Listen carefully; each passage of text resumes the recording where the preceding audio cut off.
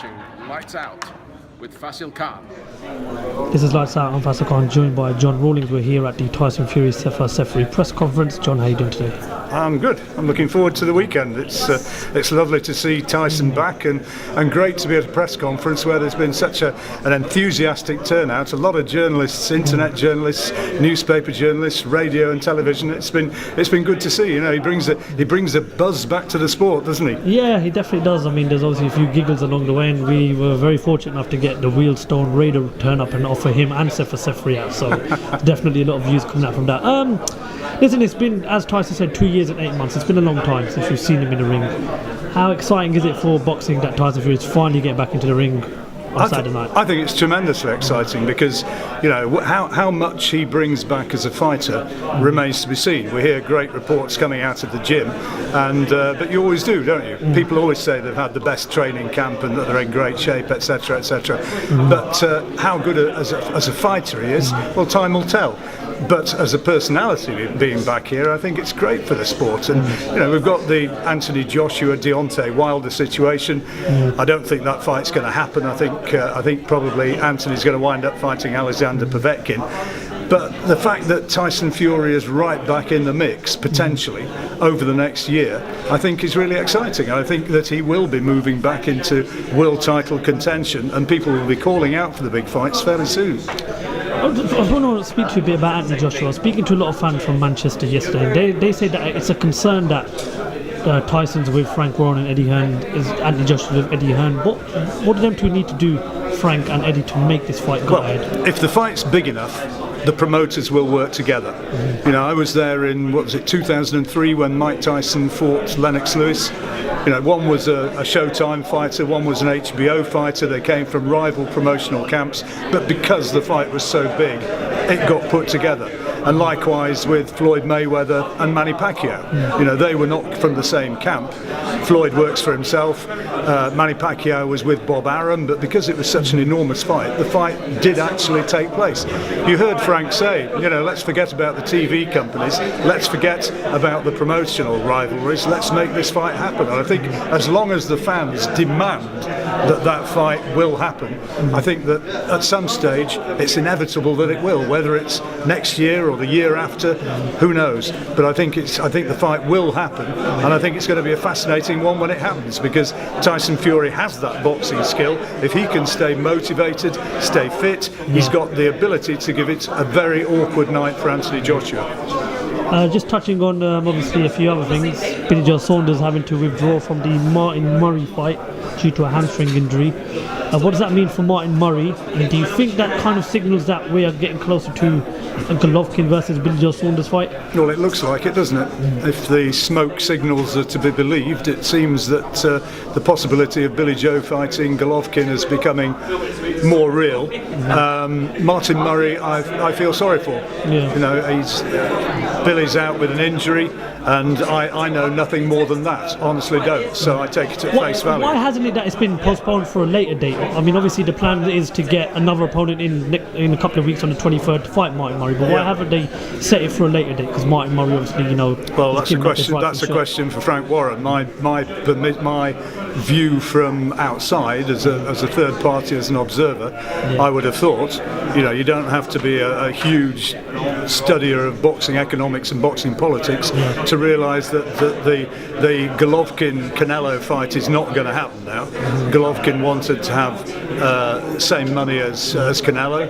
Canelo's people, Oscar De La Hoya, was insisting on a big split in Canelo's favour, so that fight's fallen out of bed. So I think that Golovkin against Billy Joe Saunders makes an awful lot of sense, and it's a good fight. And you know, boxing's all about timing, and not only the timing that fighters produce within the ring, the timing of their punches, it's also the timing of when contests are made. And Golovkin's not getting any younger. It might just be that for Billy Joe, who's quick, he's got good movement, and he's coming in on the back of an impressive win, you know, that he might just be in the right place at the right time to make it a difficult night for Gennady. A couple of weeks ago, a fantastic night for Josh Warrington, winning the world title against Lee Selby on the road. sum up that performance. You were there, you were commentating on the fight. Were you at all surprised by the way you fought that night? No. Or did you expect that performance? No, I wasn't. I was one of those who thought Josh was going to win that fight, and the reason I thought he was going to win was precisely the way in which he did it.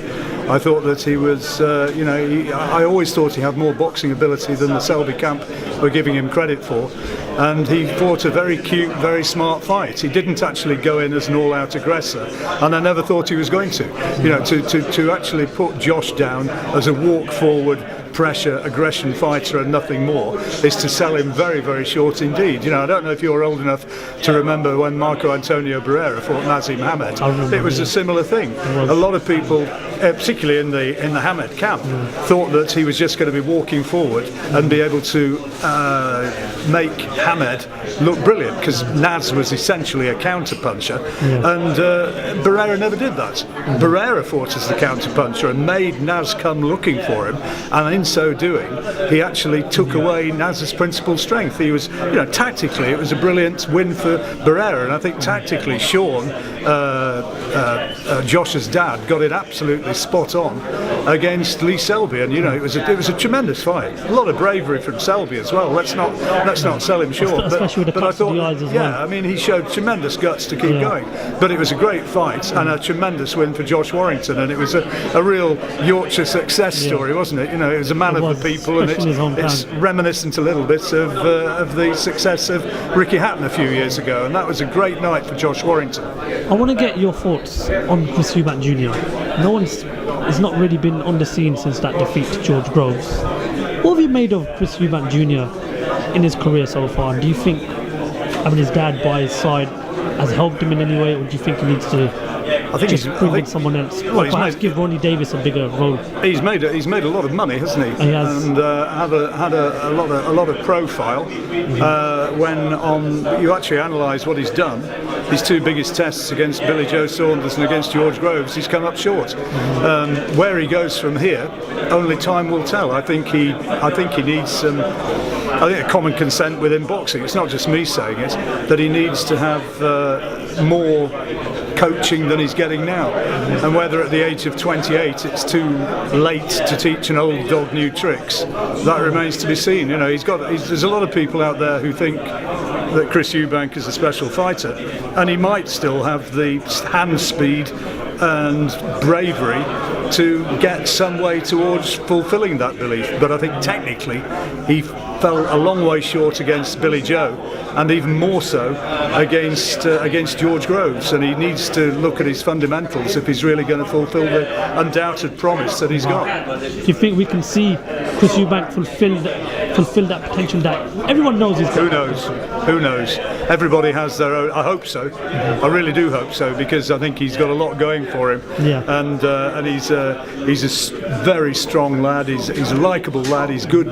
He's a good communicator, and he's got a lot of guts. But to get to the top of boxing, you need rather more than that. And on the basis of what we've seen so far, I fear that it's not there. Final question: prediction for Saturday night, Fury Seferi. Oh, Tyson Fury wins. How long? Probably down to what Tyson wants to do. I would think he'll have a bit of fun and show his moves and manoeuvre Seferi around move him around for 2 or 3 rounds, and thereafter, any time after that, maybe 4, something like that, and I think you'll see him as the winner. Excellent, John. Thank you very much. Thank you very much. Thank you very much. Listen, hope you enjoy Saturday night. Hope you enjoy announcing the return of Tyson Fury back in the ring, and we look forward to speaking to you soon. Thank you for talking to Lights. Absolutely. Thank you.